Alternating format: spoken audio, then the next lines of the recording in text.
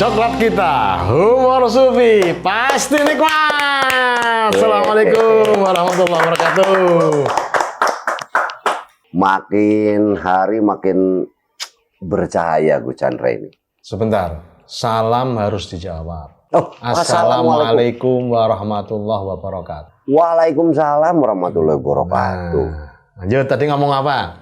Gus Chandra ini Ya, semakin kenapa? hari ini semakin bercahaya.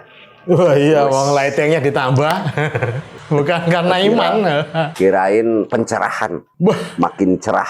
Iya, itu memang kenyataannya. Tapi kan kita nggak boleh sombong. Ya, aku ngakunya kepada Kang Budi, kepada penonton, ini lightingnya ditambah. Padahal sing bener Ya, namanya wirid, dzikir, kalau selalu terjaga kan pengaruhnya bagus. Bukan hanya kepada yang berzikir, tapi kepada alam semesta. Justru saya mau nanya, itu kenapa kok udeng-udengnya itu ikatnya kok kayak iblis gini tuh gimana sih? Lucifer. Wah.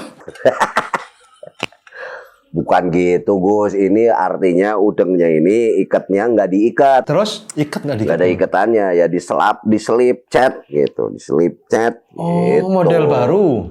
Model lama, barunya baru belajar gitu. Oke, ada maknanya toh bentuk-bentuk ikatan-ikatan udeng itu. Kalau begini apa, kalau begitu apa itu ada. Sebetulnya kalau orang Sunda ini banyak, tapi tetap mereka ini tidak lebih dari simbol lah ya. Tapi zaman dulunya itu Gus, di Kobong itu ya. Iya. Kan kita masih sulit cari peci zaman itu. Ya. Nah, biasanya itu kalau murid-muridnya gitu kan, atau santri-santrinya, itu nggak tertutup gini Gus, dia terbuka. Kelihatan rambutnya. Nah, karena dia sedang diberikan isi sama gurunya. Harus dibuka, harus dibuka, biar bisa menerima transferan ilmu. Kurang lebih begitu maknanya. Tapi Dan cahaya dari langit gitu ya. Ya, kurang lebih mungkin gitu. Tapi kan itu juga simbol. Kapan boleh ditutup? Nah nanti, jadi yang tahu itu gurunya. Nanti gurunya lah yang kayak kalau kita wisuda gitu ditutup ke depan. Lalu nanti ada di sini nongol tuh. Kayak kalau di wetan juga kan ada tuh di belangkon. Oh, segitiga ini ya? Ada segitiga ke bawah. Nanti ada satu saatnya segitiganya ke atas tuh di sini. Oh, beda lagi. Gitu. Kalau segitiganya ke bawah pertanda apa? Kita belajar duniawi masih yang di bawah. Sedang belajar itu sih kan simbol. Kalau ke Nanti ada atas? yang ke atas. Ilahi. Wah. Berat. Kalau ke atasnya dua begini? Lucifer. Bisa-bisanya ya orang dulu itu ya? Gus, Tuhan itu menciptakan seluruh semesta raya ini, termasuk manusia dan syaitonnya. Kalau manusia sama dengan Gus Chandra semua, siapa yang gangguin? Betul, memang pembagian tugasnya begitu, orang beriman, Itu bagian saya. setan ya. Aku beriman yang tugasnya mengganggu. Aku adalah ujian bagimu gitu ya konsepnya ya. Ya, itu. Penguji.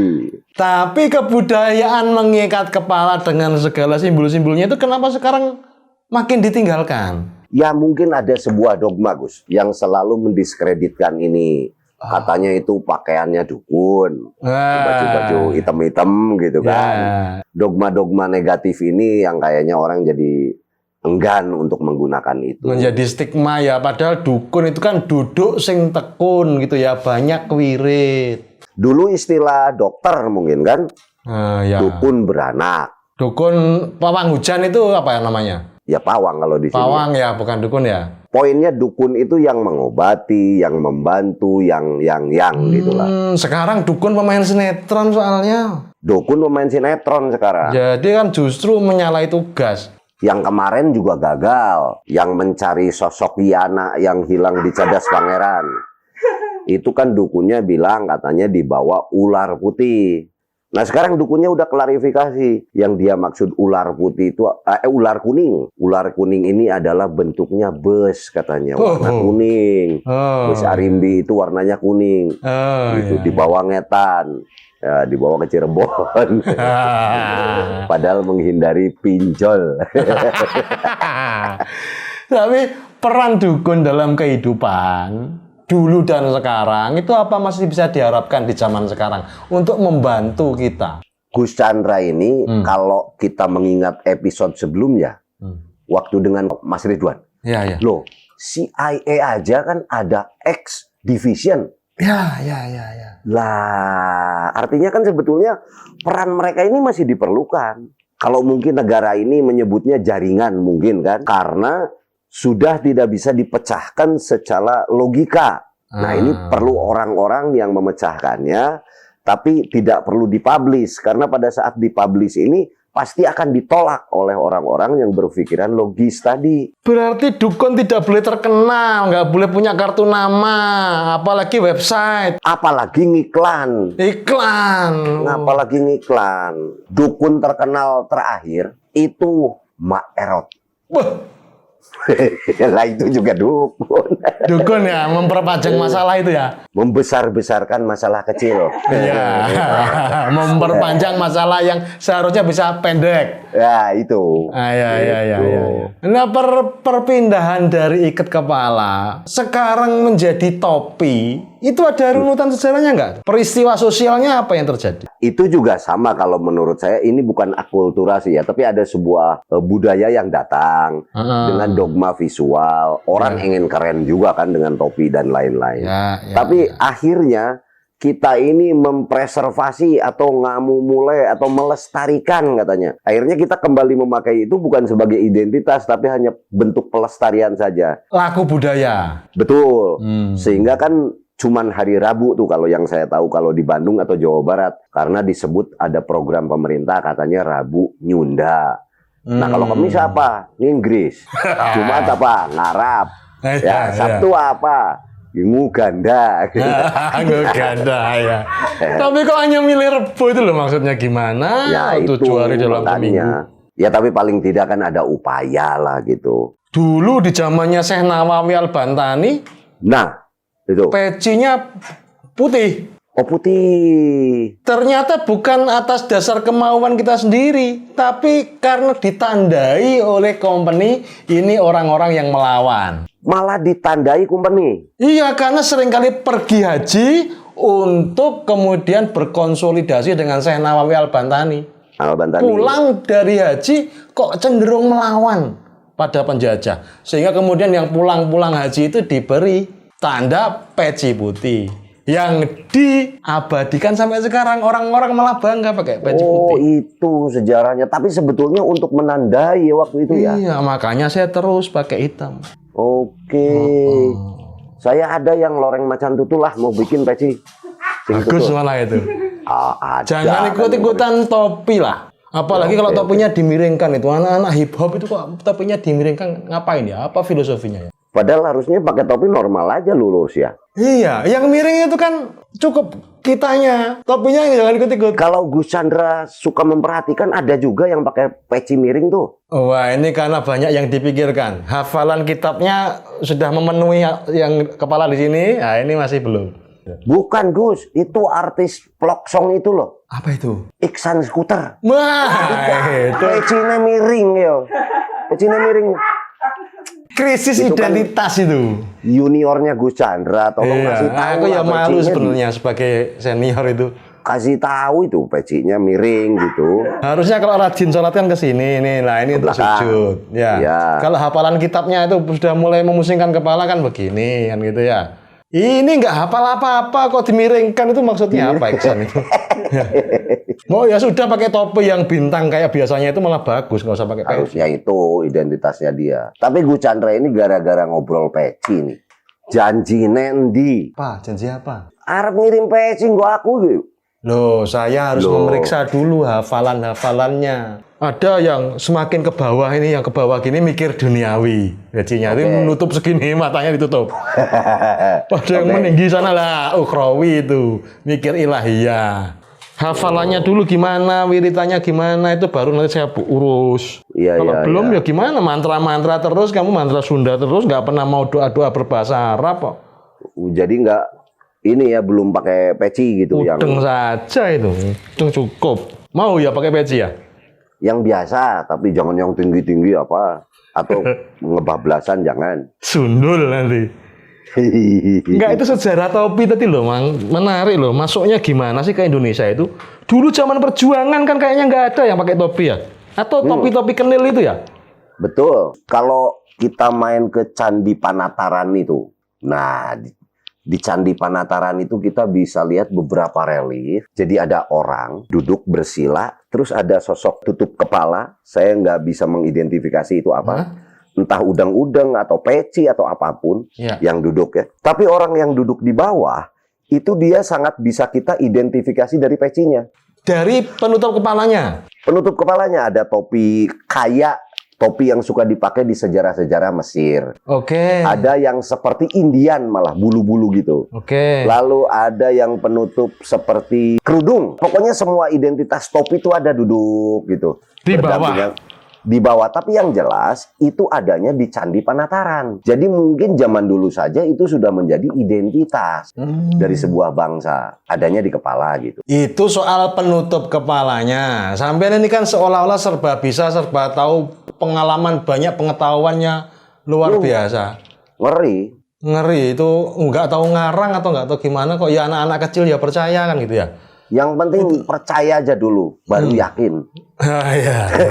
Baru iman kemudian ya. Baru iman. Ya. Itu soal penutup kepala. Kalau soal isi kepala itu nanti lain lagi. Sekarang saya mau nanya soal kepalanya dulu. Sejarah gaya potong rambut itu dari mana? Gaya sisir rambut juga itu ada filosofinya nggak? Kalau yang saya baca saja lah ya. Jadi ada 2 lapis gitu disebut menak gitulah. Lalu ada cacah. Apa tuh kalau di wetan disebut apa? Ningrat, terus Ningrat, priayi ya. Oke. Kalau setahu saya ini di tulisannya Groneveld, ningrat itu kayak Bu Chandra. Oke. Ada samping tuh apa? Kemben samping ya. Sinjang ya.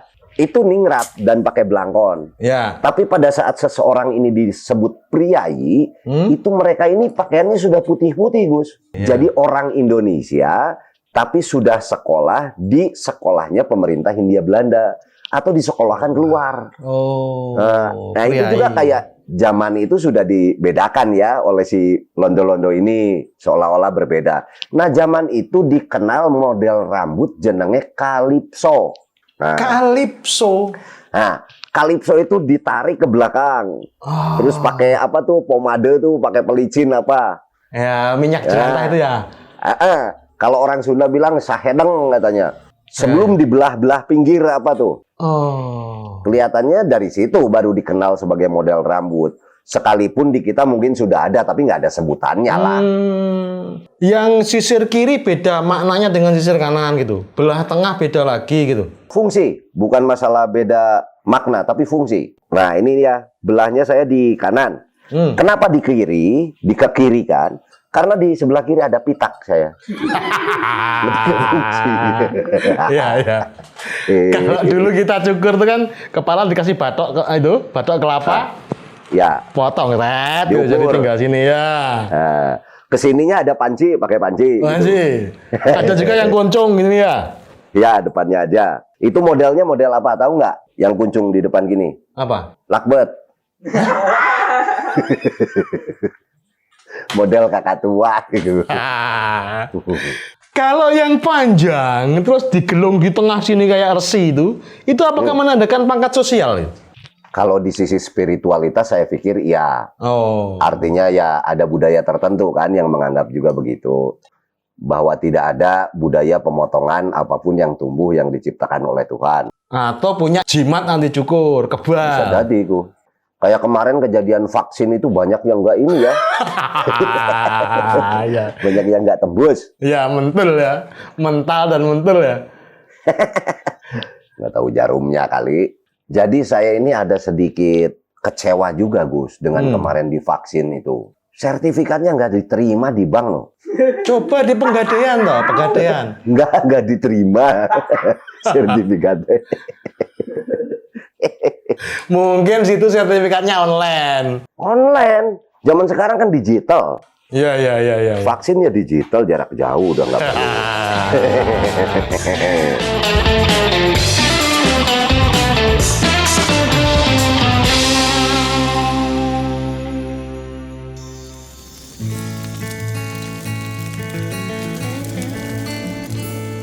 jarum coklat saat tepat, saat melepas gundah hati. Hanyut dibuai rasa mantap, senang mengenang hati puas. jarum, jarum coklat. Saat santai larut dalam alam permai, suasana seimbang tepat, jadi nikmat jarum coklat. Jarum coklat.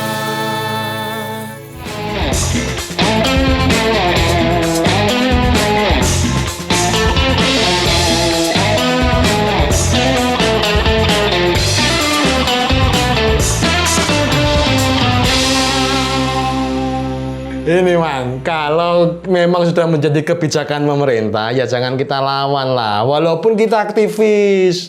Ya, saya itu tidak pernah melawan apapun kebijakan yang dibuat pemerintah. Ngapain ngelawan, kita bisa ditangkap. Tapi diakali. Diakali gimana? Dia jangan menyebarkan ini loh ya, isu-isu nggak baik loh ya. Diakali untuk tidak orang itu lihat kalau kita ini divaksin. Oh, caranya? Caranya ya tertutup. Oh. Dokternya panggil ke rumah. Gitu. Jangan ada wartawan. Biar tidak tertulis, tidak terberitakan bahwa saya sebetulnya tidak ditusukan. Tapi? Ya, yang penting diundang mereka ke sini. Kan ada bukti saya mengundang dokter untuk vaksin. Jangan ada yang lihat. Berarti situ nggak mendengarkan uraian dari pemerintah bahwa tahun depan vaksin itu akan digenjot. Oh iya. Sekarang masih disuntik ya, nanti digenjot. Enggak loh, jadi saya panggil dokter ke sini. Kan saya takut jarum, jadi enggak disuntikan, Gus. Dia diminum campur kopi ya pada bae lah. Sing penting mlebu nang kene. Aku tuh cuma berusaha mengingatkan bahwa walaupun sampean tuh tokoh publik, seniman, biasa mengkritik, bahkan menjadikan karya itu sebagai wahana untuk mengkritik pemerintah, ya jangan mengajak perlawanan. Oh tidak. Kalau bisa juga justru mengajak masyarakat untuk bisa mandiri. Tidak bergantung pada pemerintah saja atau pada negara. Keren itu. Bikin vaksin sendiri contohnya mungkin dari tebu apa dari apa. Pare apa. Tetap harus diteliti. Kenapa harus diteliti? Yang bisa menghilangkan Virus. Itu kan yang paling tegas itu apa? Itu katanya imunitas. Oh. Jadi bagaimana caranya kita meningkatkan imun kita agar tetap terjaga? Iya. Cuman heranku kalau virus hilang kok nggak ada ini ya laporan kehilangan gitu ya. Saya wis nggak ada virus gitu misalnya. Nggak ada kok ya. nggak ada yang merasa rugi kehilangan ya.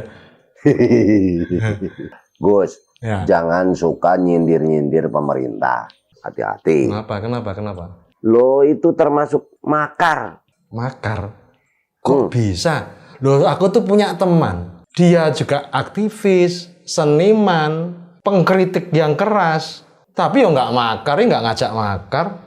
Justru ngajak masyarakatnya di desa untuk mandiri seperti yang saya sampaikan tadi. Itu solusi kalau itu. Untuk cocok tanam, untuk mengelola sawah dan ladang, untuk mengelola kemandirian pangan ya. Ya, pangan. Nah, itu bisa bagus. Tapi kan kebanyakan beberapa aktivis yang lain itu hanya kritik, makar tadi atau apapun tanpa memberi solusi. Itu temen aktivis yang temenmu kiri enggak lah. negatif. Kalau temenku kan kanan positif. Kanan, positif. Walaupun temen kita ini mungkin temenan juga kan gitu ya. Oh. Ada ya? Ada namanya Marzuki Muhammad. Dari mana ini? Dari Jogja, walaupun tinggalnya di Klaten, tapi namanya terkenal sebagai orang Jogja. Cuman persoalannya kok sampai sekarang udah bermenit-menit nggak muncul-muncul, ini pasti sibuk atau sok sibuk. Nggak tahu kita. Saking memikirkan masyarakat untuk mandiri. Iya, tapi Nah, kalau itu. sudah ada undangan humor sufi itu segala kesibukan harus ditinggalkan. Itu doktrin. Berlaku juga untuk co-host. Co-host, Oh iya, kalau host kan tertib, nggak terlalu banyak alasan. Co-host itu loh banyak alasan. saya itu kalau syuting bertepatan dengan waktu ibadah, itu saya tolak. Saya tadi beres adzan maghrib itu, beres sholat maghrib, saya lagi wirid baru 617. Padahal saya harusnya 620 Al-Fatihah tuh. Bendera udah gedor-gedor. Saya kurang 3 tuh tadi padahal. Jadi batal. Enggak. Bendra itu kamu aku marah-marahin, bikin agenda sama co-host kok susah amat itu. Ini Gus, Babe ada acara meeting. Meeting apa? Brotherhood. Brotherhood kok meeting? Loh, Gus, itu acaranya nanti malam. Tapi jangan ngomong brotherhood gitu. Kenapa? Al-Ukhuwah. Jangan ke barat-baratan. Wah ya harusnya lebih yang ke Arab-Araban ya. Iya dong kita. Kita kan harus saling kenal dulu. Tak kenal maka tak aruf. Kegiatannya apa tuh Al-Ukhuwah itu kegiatannya apa? Ya ngobrol untuk menciptakan kemandirian. Wah, ya, Ini ya, aku bisa belajar sama Mas Marzuki gini.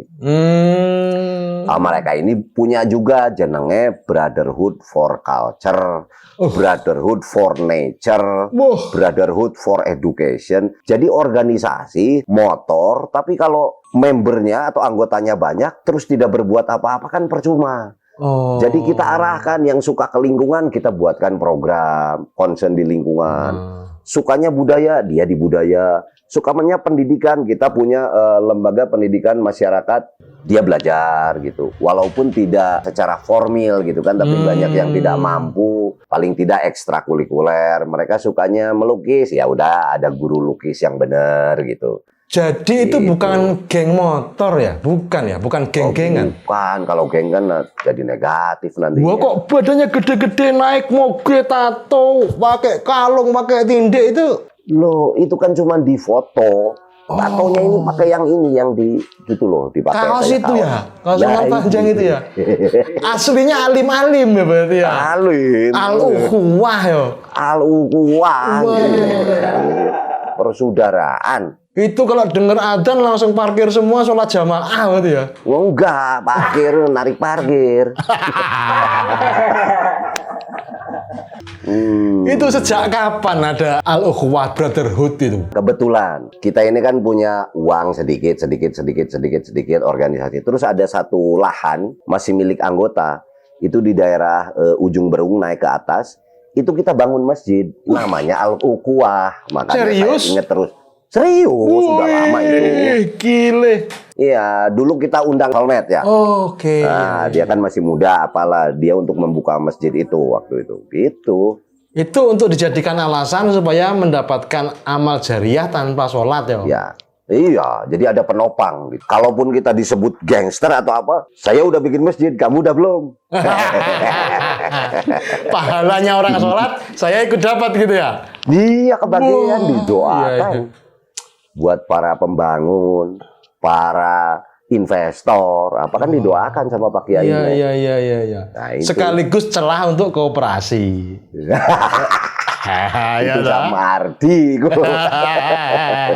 Yang sukanya bermusik, diarahkannya ke Brotherhood apa? Culture. Culture apapun, budaya apapun. Nah, tapi lebih kepada mereka ini, biasanya kita kalau di kampung, itu kan ada yang suka disebut tempat angker atau apa. Tapi pada saat kuncennya bercerita beda. Ternyata itu tuh dulunya tempat apa, dan positif lah misalnya. Nah, kita data dulu, nanti data ini kita serahkan ke Departemen Pendidikan Kebudayaan dulu untuk diteliti apakah betul itu ada nilai sejarahnya. Kalau ada, baru kita ke agraria untuk dijadikan TN namanya, tanah negara. Supaya tidak bisa dimiliki oleh pribadi karena ada nilai sejarahnya. Ditandai itu ya, TNI ya? TN. TNI apa TN? TN itu tanah negara artinya. Negara mana? Harus TNI, Tanah Negara Indonesia. Oh iya benar. tanah negara Indonesia. Kalau Ya, TN benar. doang bisa jadi TNU, tanah Nahdlatul Ulama. Jangan TN saja, Bung, bahaya. Ya, benar. Ini benar. cuman saran lo ya sebagai Ya. teman. Ya. Saya juga kemarin dijanjikan dapat tanah wakaf kebetulan. Waktu pemilihan presiden Amerika tuh Joe Biden kan minta bantuan suara ke saya. Terus nanti saya akan dikasih tanah wakaf katanya di Las Vegas. Nah, saya belum sempat ke sana. Ada dapat tanah berapa truk gitu? Hektar kok truk. Wah, ini malah bicara soal tanah, tata kelola tanah. Terlepas dari konflik, terlepas dari undang-undang agraria, tanah itu sebaiknya pengolahannya bagaimana? Seringkali tanah itu yang sebenarnya untuk sawah ladang dikeringkan jadi bisnis properti. Kehidupan petani semakin terpinggirkan. Ya. Pembelaannya brotherhood terhadap para petani, para pekerja ladang apa? Nah, yang pertama itu sebetulnya masalah kepemilikan dulu, Gus. Runutannya ini kan ada yang disebut tanah adat, ada yang disebut tanah lah. Ya. Walaupun ada undang-undang yang menyebutkan bahwa tanah itu dikuasai oleh negara apabila dibutuhkan gitu ya. Tapi kan sebetulnya itu sangat rentan menjadi ada kebocoran-kebocoran untuk dimiliki korporasi atau sekelompok. Gitu. Syukur kalau orang yang di negaranya semua lurus-lurus. Mana ada tapi? Ya itu, angel. Makanya tiba-tiba produknya itu kan sengketa akhirnya. Nah, sementara rakyat mempertahankan itu kan karena mungkin ada ucap yang turun-temurun dari leluhurnya. Awas jang, ieu teh leuweung tutupan misalnya. Ini ada hutan larangan, ada hutan titipan, ada hutan baladaheun, hutan yang bisa dikelola.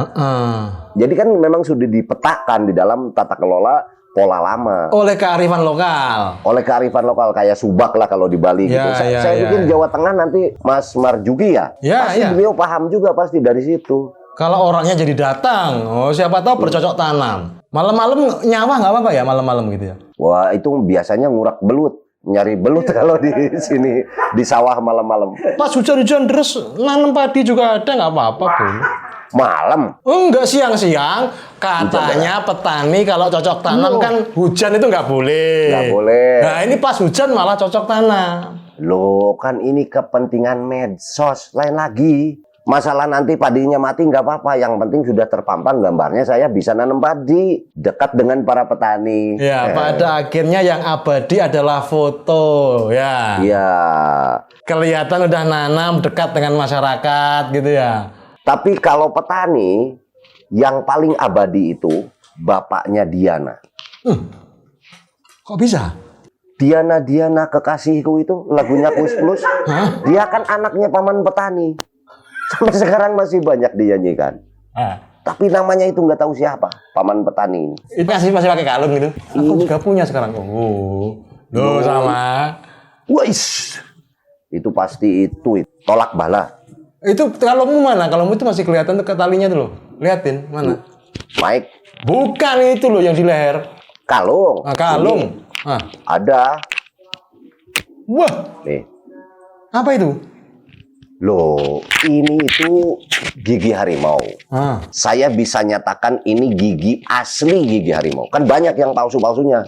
Dapatnya dari mana dan taunya dari mana itu asli? Kenapa saya ngomong ini asli? Karena saya dapat dari dokter gigi hewan. Waktu itu harimau ini diantar sama ibunya. Datang sakit gigi dicabut. Sekarang anaknya pakai behel. Udah aman. Itu dapatnya pasti dari atas genteng. Ayo aku. Biasanya kalau gigi bawah yang copot harus dibuang ke atas. Gigi atas harus dibuang ke bawah ya tak? Asli dokter gigi hewan. Ini bagian lagi dari kebudayaan mungkin Mang yang sudah mulai hilang. Tutup kepala ada. Ya. Kalungnya ada. Ada. Sini apa yang dulu itu orang-orang kerajaan itu namanya apa? Ya, gelang-gelang bahar itu atau siger ya. Siger ada. Gelang yang buat ini apa namanya? Ada. Lingkar tangan juga ada. Cincin juga ada. Cincin suka pakai masih sekarang juga. Itu sebenarnya lebih dari fashion ya, Mang? Kalau saya pikir begitu, lebih ada mungkin ada makna ya. Kalau sekarang ya mungkin jadi apa disebutnya jewelry lah atau fashion. Tapi kalau dulu kan, aduh anak saya nih sakit panas terus ini, tak kalungi ini gitu. Ya entah sehebat apa doa tadi orang tua kita, tapi ya faktanya ya sembuh anak ini. Gitu loh. Karena saya kurang setuju juga tadi pada saat ada orang-orang yang ngomong tadi dukun itu, Gus. Itu kan zaman dulu dengan metodologi pengobatan seperti itu sembuh. Lalu ada orang yang menyanggah. Tapi kan banyak juga yang tidak berhasil, Kang Budi. Emang yang pergi ke dokter semua berhasil? Yang terus mati juga banyak. Sama juga. Ada yang berjodoh, ada yang tidak. Betul. Dengan pola pengobatan, pola penyembuhan tertentu ya. Ada diagnosa yang tepat, ada yang tidak. Dokter diagnosa tidak tepat ya second opinion kan gitu ya. Betul, malpraktek atau mungkin. Oh iya, malpraktek ini yang bahaya ya. Bahaya itu, jadi alasan kan. Dukun aja ada juga malprakteknya. Sekarang tidak semudah itu datang ke dukun. Oh, kenapa? Misalnya kita pengen kaya, ya, kita datang ke dukun. Ada syarat sekarang. Apa itu? Kita diminta SKTM, surat keterangan tidak mampu. Kalau sudah mampu nggak mau dukunnya juga. Nah itu. Terus ada lagi. Nah, bukti vaksin. Oh ya dukun nggak mau ketularan juga kalau belum vaksin pasiennya. oh, sekarang begitu syaratnya. Oh, masuk mall aja pakai bukti vaksin. Enggak, tapi yang di Jawa Barat cukup dengan PCR. Kayak naik pesawat pakai PCR. Iya. Vaksin udah aja adanya di handphone. Kalau datang ke dukun, PCR dulu di depan. Lumayan dukun kebagian. Cuci tangan juga ya. Pakai sabun ya.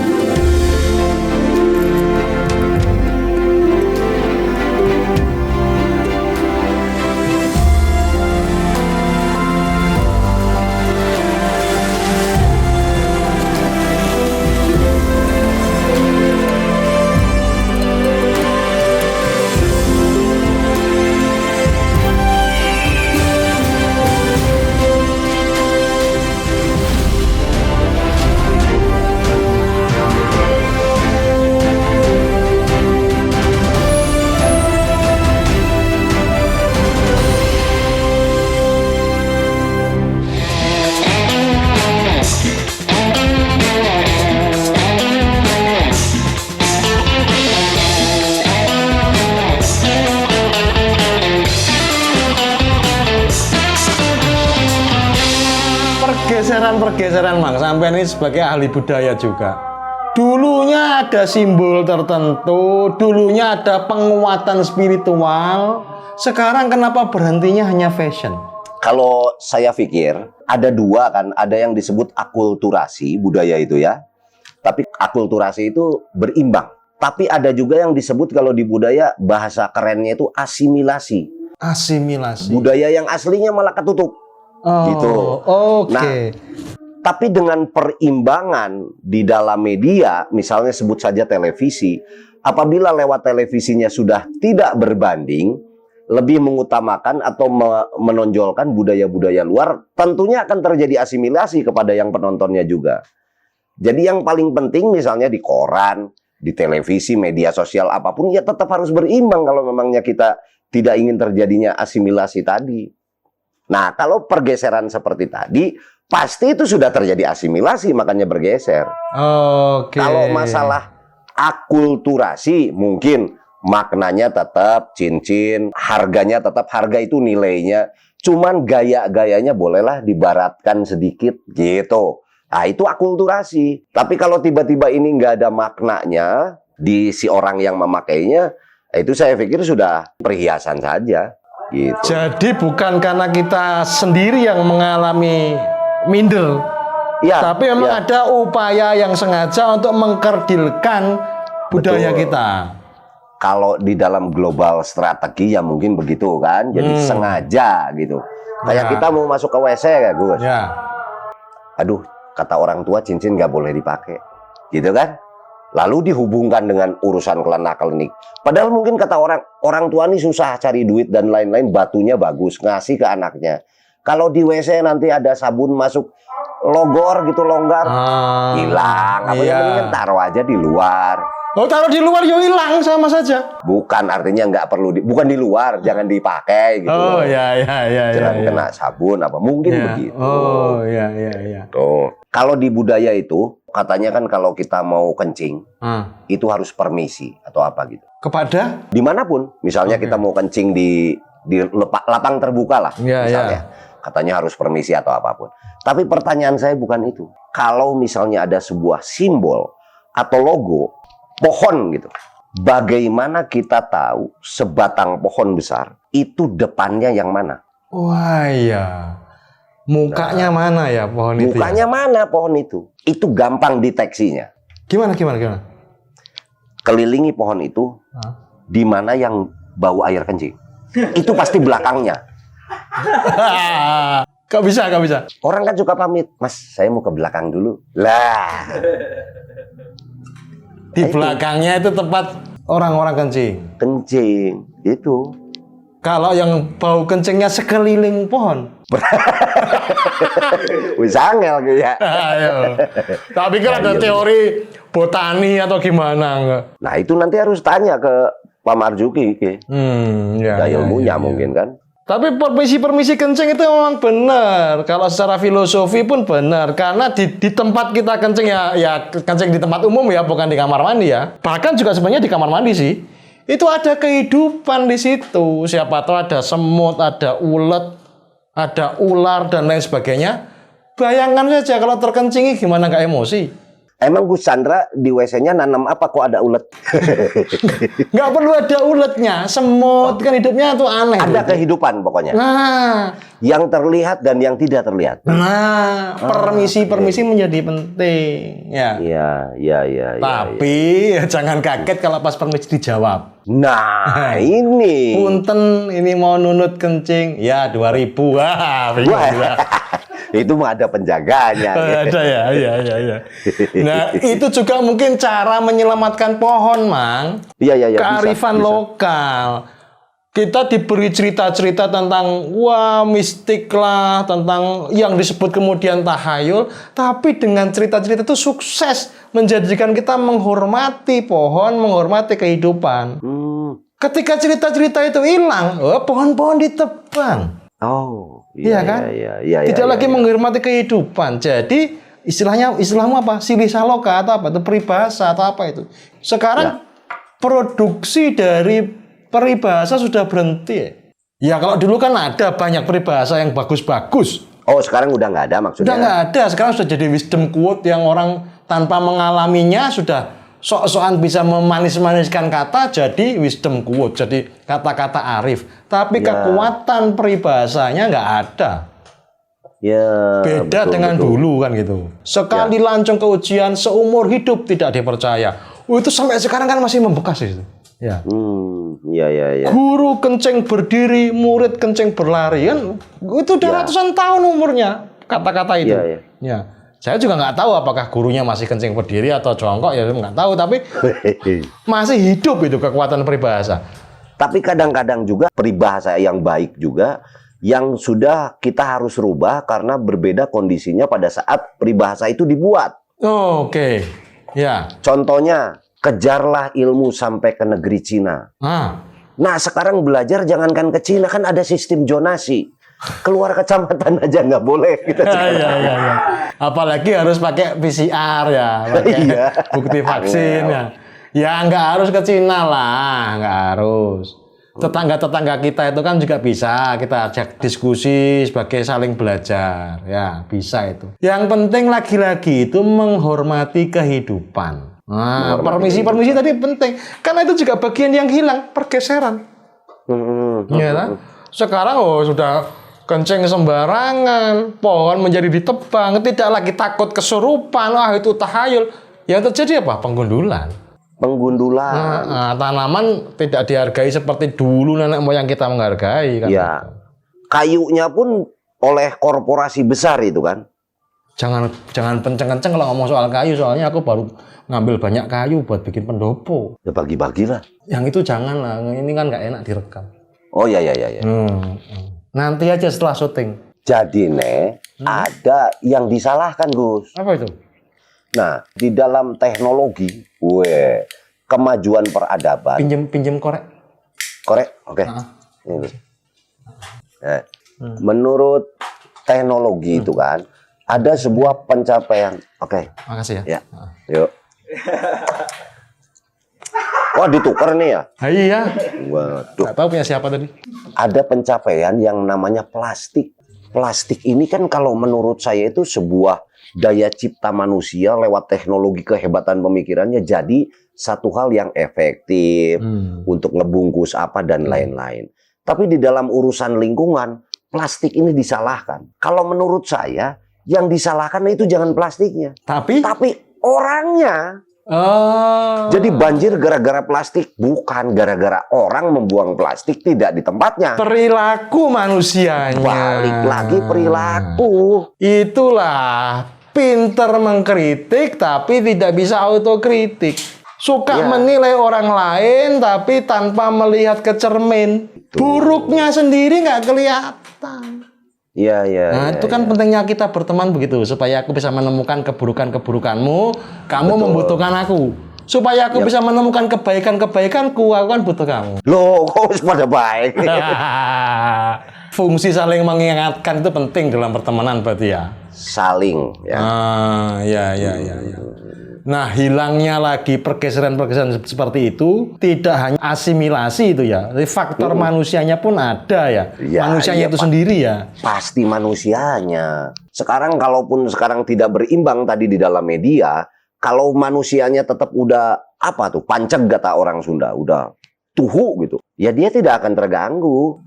Dan dia sudah merasakan zona nyaman di dalam budayanya, ya sudah silahkan aja mau datang apapun, saya sudah tidak akan terganggu dengan itu. Siapapun berhak memberi pengaruh, tapi kita juga berhak untuk menerima atau menolak pengaruh itu ya. Betul. Berhak. Ini sebenarnya yang saya suka dari Marzuki itu ini, yang nggak datang ini. Dia tetap membawa bahasa Jawa kemana-mana, keliling dunia. Keliling dunia. Dalam bentuk sudah berupa lagu hip hop, tapi hip hopnya tidak berbahasa Inggris, tidak berbahasa lain, tapi berbahasa Jawa. Sebenarnya keren. Nah, lebih kerennya ini nggak datang loh, keren. Itu kan berarti honornya bisa buat kita. Itu aja. Hikmahnya kan di situ.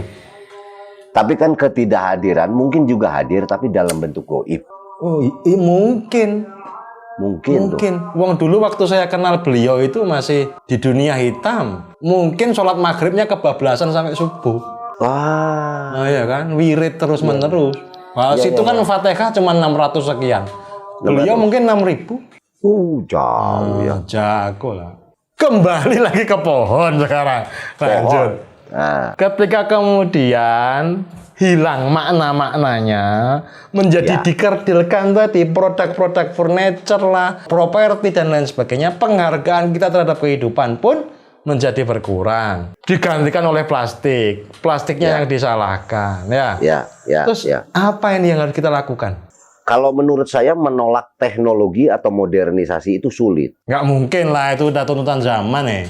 Nah, yang penting itu kan keseimbangan tadi untuk memanfaatkan apa yang bisa dimanfaatkan, tapi menggantinya dengan hal yang lebih banyak. Contoh, sekarang banyak sekali perusahaan asing itu yang ngontrak tanah di Indonesia. Jadi ada sebuah konsensus, perusahaan-perusahaan ini sudah merusak ozon.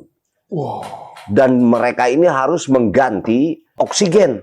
Nah, maka sebuah wilayah yang masih tumbuh pohon lebat dan subur itu harus mereka danai sebagai pertanggungjawaban mereka dari korporasinya yang menghabiskan oksigen tadi. Nah, itu pasti targetnya itu wilayah-wilayah yang masih banyak hutannya. Misalnya Gus Chandra punya 100 hektar. Nanti didanai oleh korporasi besar itu supaya tidak boleh menebang pohonnya selama 10 tahun misalnya. Tapi dalam 1 hektar nanti saya danain ya sekian ratus juta per tahun 1 hektarnya. Kali sekian ribu hektar. supaya oksigen tetap ada, seolah-olah oksigen ini tanggung jawabnya si korporasi tadi. Direproduksi. Ya, oksigennya gitu. Tapi kan yang diperlukan itu lahannya. Karena di lahan negara mereka memang sudah tidak ada hutan yang sebutlah tropis gitu. Kalau saya punyanya baru 6.000 meter, bisa tolong diuruskan biar dapat dana. Ya, berapa puluh juta per bulan ya nggak apa-apa lah. Kalau 6.000 meter, saya pikir Gus Chandra bagusnya bikin Chandra Mart. Nggak ada hubungannya sama reproduksi oksigen. Oh, nggak ada ya? Nggak ada. Loh, itu 6.000 meter kalau dibikin pesulukan, Nah, orang-orangnya itu para salik tuh dikir nafas. Wah, nafasnya dikirnya Allah. menghasilkan oksigen. Oksigennya ilahiyah. Wah, Bisa itu. pengaruhnya untuk kehidupan itu alam semesta bagus. Mbak, Sudah ada tumbuh-tumbuh pohon belum di 6.000 ini? masih nunggu dana itu tadi loh. Bisa tolong dicarikan? Belum ada ya. Jadi paling tidak kita harus nanamin pohon yang minimal 2 meter itu. Nggak boleh dari 0. Supaya cepet aja gitu loh. Nyarinya itu biasanya di dinas pertamanan tuh mereka suka punya tuh. Itu kalau kita ajukan lewat proposal itu gratis itu. Bisa. Ya bisa, paling truknya lah kita bayar. Oke. Kita butuh berapa tuh? Bahwa saya menanam pohon ini diberi nama dan didapatkan bantuan dari dinas pertamanan gitu ya. Kita rawat aja sebagai bentuk tanggung jawabnya. Itu gratis. Gratis. Wah. Kalau di sini ya. Kalau di sini Ya. di Bandung itu saya suka minta gratis. Tapi kita pilih-pilih, Gus. Yang sudah kurang lebih 2 meter. Kalau yang masih sejengkal dimakan kambing. Pasti itu nggak akan jadi. Syaratnya apa? Lembaganya. Oke. Jadi bikin proposal kan atas nama Gus Chandra akan merawat pohon dan lain-lain. Mengajukan sekian, nih saya punya lahan sekian. Jarak tanamnya sekian. Gitu. Kalau saya pikir 6.000 udah cukup besar untuk menanam sekian pohon. Nah nanti tapi bagi hasil kalau panen. Lah memang pohonnya pohon apa yang akan ditanamnya? Lah nggak tahu pohon yang disediakan apa? Bagusnya sih pohon-pohon keras saja, Gus. Nggak boleh. Nah, minuman keras nggak boleh kok. Pohon keras gimana? Bukan. Pohon keras ini yang saya maksud yang tidak produktif lah, yang tidak. Sengon gitu ya? Nah, itulah bisa. Jati gitu ya? Jati. Oke. Mending yang gitu aja. Buat keteduhan, buat oksigen juga tadi diantaranya. Resikonya pohon yang berbuah itu juga kan ada ulat yang terus menggerogoti. Perawatannya harus lebih ekstra gitu. Loh, artinya pemerintah sebenarnya sudah memfasilitasi ya upaya reproduksi oksigen, upaya pelestarian alam ya. Kita saja yang seringnya tuh mencurigai pemerintah seolah-olah tidak berbuat apa-apa, seolah-olah terlibat penggulundulan dan lain sebagainya ya. Karena tidak nyambung mungkin, Gus. Atau tidak terinformasikan juga bisa pemerintah tuh. Di situ mungkin fungsi pentingnya Eksan Skuter. Nah, Bikin untuk apa? lagu-lagu tentang peran pemerintah. Jangan bisanya cuma ngeritik tok. Tapi Iksan ini bisanya nyiptakan lagu, bukan menanam pohon. Iya, bikin lagu tanam pohon, nggak usah nanam pohon.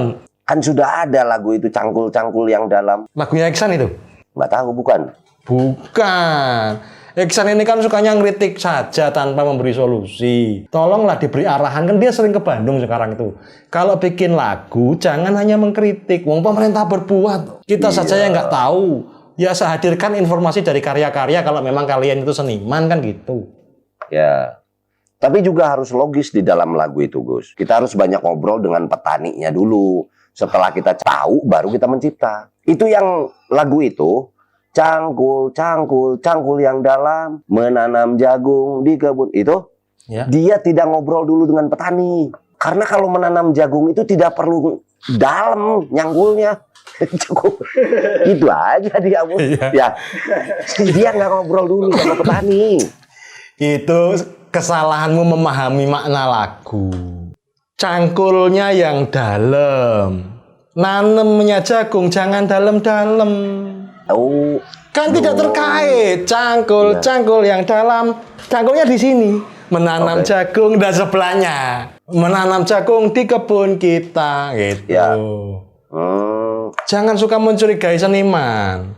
Jadi membaca lagu ini juga harus didampingi dengan kitab mantek berarti ya. Oh iya. Tadi balagohnya gimana tuh? Coba cangkul gimana? Cangkul yang dalam, yang dicangkul sebelah sini, kiri. Oke. Menanam jagung di kebun kita ya di sini. Jadi dia tuh nyangkulnya di sebelah kiri, nanamnya di yang sebelah kanan. Kan bukan menanam jagungnya di tempat yang dalam, enggak, cangkulnya yang dalam. Paham sampai di situ, paham ya, ilmu sastra tingkat tinggi itu sebenarnya. Itu tidak perlu diwakafkan. Cangkul yang menanam di kebun kit. Diwakafkan itu ada tandanya. Wakaf ya. Gak diam-diam pinter ilmu gitu tuh dulu belajarnya di mana? Al-Ukhuwah. Al-Ukhuwah.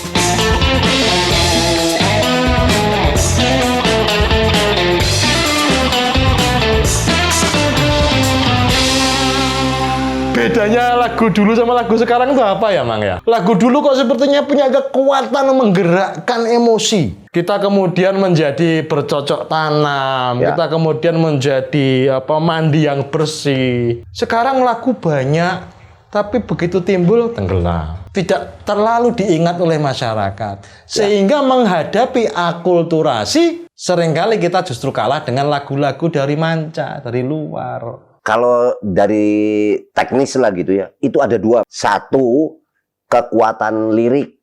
Kekuatan yang dimaksud itu, biasanya kalau kita pergi ke Kobong, ya, Pak Kiai, semua orang-orang tua kita sepuh itu, dia itu bicaranya sangat sederhana. Tidak belat-belit, enggak. Sesederhananya itu bukan berarti maknanya tidak dalam. Nah, kalau kita lihat lagu-lagu zaman dulu, contoh, coba aja lagu Kus Plus, gampang, mudah diingat gitu kan ya. Jadi ada dua, satu lirik, dua melodi, lagam lagunya. Nah lagu sekarang tuh hebat secara akademis musik ya, tapi tidak akan mudah diingat. Kedua, liriknya tidak ada kaitannya dengan keseharian kita. Iya, aku jadi ingat pelajarannya Dodi Katamsi dulu. Lagu yang abadi itu bahkan hanya bisa dimainkan hanya dengan satu jari.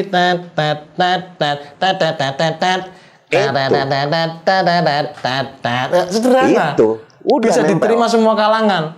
Sekarang Iksan Skuter banyak gaya begini ya, lagunya nggak ada yang inget. Aduh. Sebulan bisa 3 album, nggak ada yang suka. Iya betul itu. Saya setuju tuh. Liriknya tidak ada kaitan dengan kehidupan. Banyak yang berupa kebohongan-kebohongan pada diri sendiri. Buat apa coba? Tapi Iksan Skuter ada satu lagunya yang sangat islami, Gus. Apa itu? Yang mana? Rindu Sahadat. Sahabat apa sahadat ya? Sahabat. Oh sahabat. Tak pikir rindu sahadat. Berjarak berarti seniman dengan masyarakatnya, seniman dengan lingkungannya berjarak. Kayaknya nih Gus, ini harus dipanggil satu saat di Humor Sufi. Biar tak omongi. Iya, melebeli dirinya sebagai aktivis, tapi ternyata berjarak dengan kehidupan. Lah. Berteori belaka, lagunya cepat dilupakan. Gara-gara topi berbintang merah langsung disebut aktivis. Terus sekarang pakai peci lagi, apa harapan dia coba? Miring lagi pecinya. Ini orang nggak punya identitas. Krisis itu sebenarnya. Yang saya sukai dari Marzuki yang nggak datang itu pakai topi terus dia, topinya miring, hip hop. Lagu-lagunya Jogja Jogja, Jogja istimewa gitu doang. Jogja Jogja, Jogja istimewa. Wah, tapi dinyanyikan oleh ribuan orang di Jogja. Bisa membawanya keliling dunia. Ya, bahkan menjadi semacam lagu kebangsaannya orang-orang Jogja. Masyarakat itu cinta, senang, membekas di hati. Coba bandingkan dengan lagu-lagunya Iksan seputar. Di Malang nggak diakui, di Bandung juga, di negara asalnya Blora sana juga udah terusir lama. Mungkin karena dia sebagai existing, dia sebagai seniman penyanyi tadi kurang diakui, sekarang malah jadi host ya. Nah itu dia, ngambil kerjaan orang. Ya, orang baru susah ya, dapat masalah. Oh, Iksan malah masuk ngambil kerjaan orang, itu kan nggak bener itu. Karakternya gimana sih sebenarnya itu? Itu harus kita panggil ke sini lah, harus kita urus lah itu. Ya. Diarahkan itu. Iya. Kan mending kan daripada Ipang ditemenin sama Iksan, kan mending kita berdua gantian aja. Kamu satu episode, saya satu episode, kan bisa. Bisa itu. Bisa. Iya. Nanti ngomong baik-baik lah ke Pak Henry coba lah. Bagaimana supaya di-cut Iksan itu ya? Bukan dikat, tapi dia lebih konsentrasi di keaktivisannya. Silahkan amalkan gitu. Kita dorong untuk terus menciptakan lagu, merilis album, udah itu aja lah. Silahkan lagu-lagunya diterjemahkan di dalam perilakunya gitu ya. Iya, benar. Iya. Karena ternyata berjarak dengan kehidupan, berjarak dengan masyarakatnya, dengan lingkungan. Mana ada lagunya yang memberi pengaruh kepada masyarakat? Nggak ada. Beda dengan Marzuki, Kill the DJ, Jogja Hip Hop Foundation. Selain bermusik, selain berkonser keliling kemana-mana, ketika pulang, kooperasinya jalan. Ketika pulang, pelatihan, pendampingan pada masyarakat petani jalan. Panennya jalan. Kemandirian pangannya jalan. Beda dengan Iksan cuma jalan-jalan. Tapi kata Gus Chandra, tadi lagunya Mas Marzuki ini kan dinyanyikan ribuan orang gitu. Itu artinya kesederhanaan melodinya tadi loh, diingat sama orang-orang juga. Ada spirit kebanggaan menyanyikan lagu itu. Dan tidak malu menggunakan bahasa ibu, bahasanya sendiri, native-nya sendiri. Wih. Ini yang istimewa sebenarnya. Ya wis, kita undang aja lah. Emang udah datang? Belum, Gus. Oh, belum. Ya, itulah bedanya antara host dan co-host yang agendanya kosong melulu, jadwalnya itu longgar, dengan orang sibuk. Ya, nggak datang nggak apa-apa. Aku malah seneng kok. Itu mari kita budayakan narsum-narsum tidak datang supaya nanti lagi-lagi ke honor itu loh. Honornya kan bisa kita sekolahkan kemana kan gitu.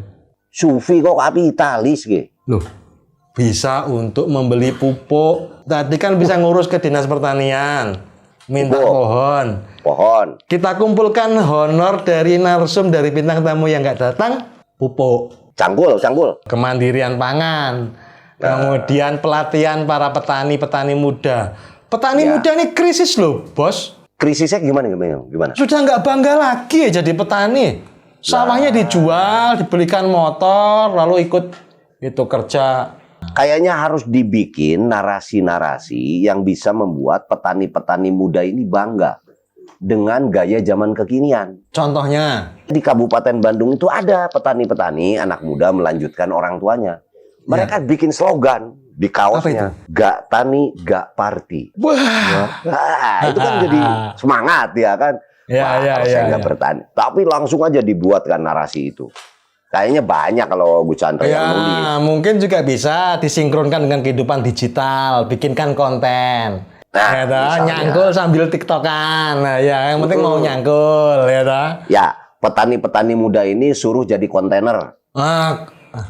Maksudnya gimana kontainer?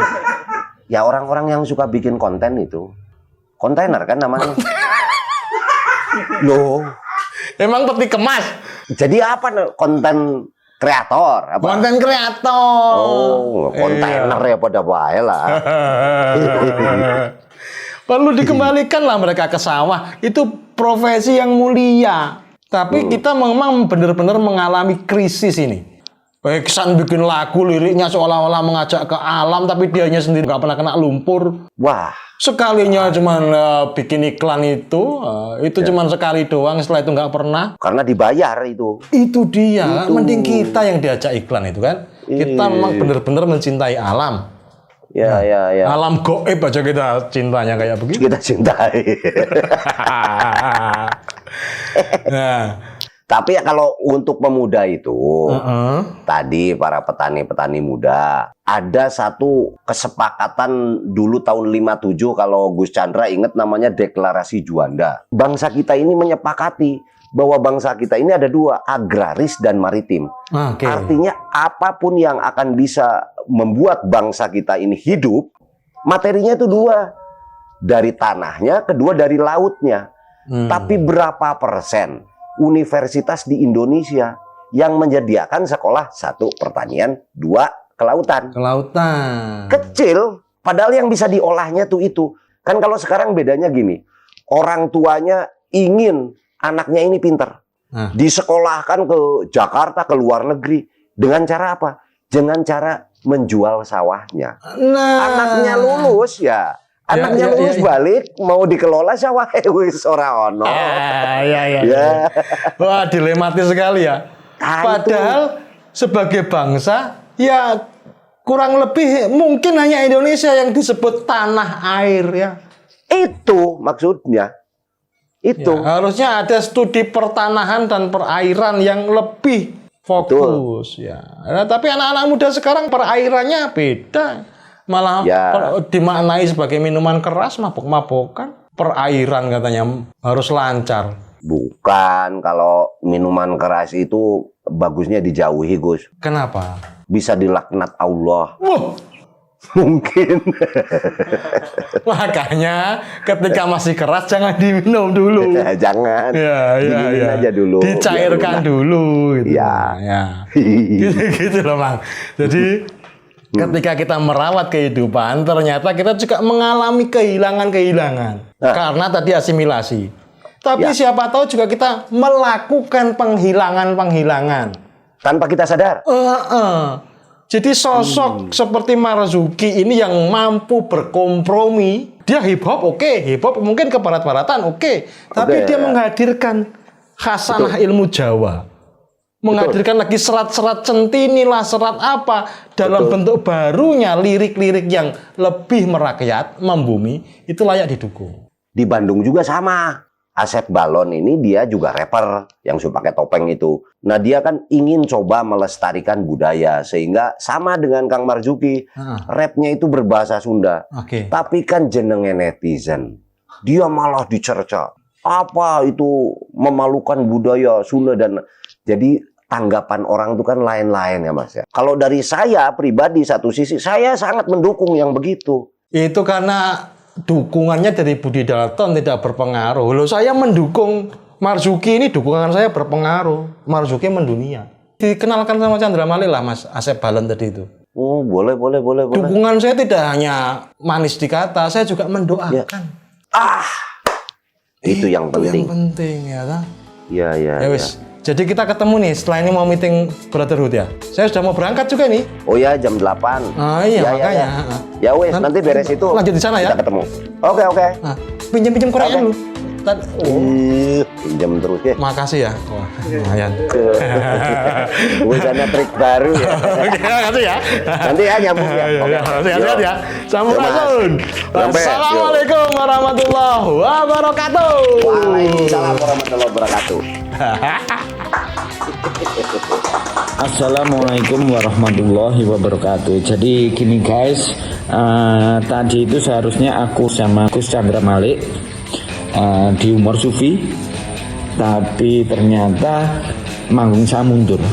Harusnya sebelum maghrib, ternyata hujan deras dan saya harus manggung setelah maghrib. Jadi dengan mohon maaf sangat terpaksa sekali saya habis maghrib, padahal itu harusnya jadwalnya bareng Gus Chandra Malik gitu di Humor Sufi. Ternyata saya nggak bisa dan saya harus manggung. Jadi manggung saya 19.30, saya bingung sekali. Itu ada miss call banyak banget, ada miss call video call banyak banget, terus ternyata itu ya saya melewati acara itu. Tapi memang di akhir-akhir ini masalah tentang virtual dan macam-macam itu bisa sangat bertabrakan sekali dengan situasi-situasi yang tidak kita inginkan, karena tadi itu saya di lereng Gunung Merapi dan saya yakin kalau pun saya melangsungkan acara itu pasti sinyalnya jelek sekali gitu. Tapi Umar Sufi itu keren banget, meskipun ringan tapi ada insight-insight yang begitu mendalam dan pantas untuk dinikmati. Dan kenapa saya pengen banget tampil gitu, tapi hari ini ya ampun berhalangan banget dan aku mohon maaf gitu guys, saya mohon maaf sekali.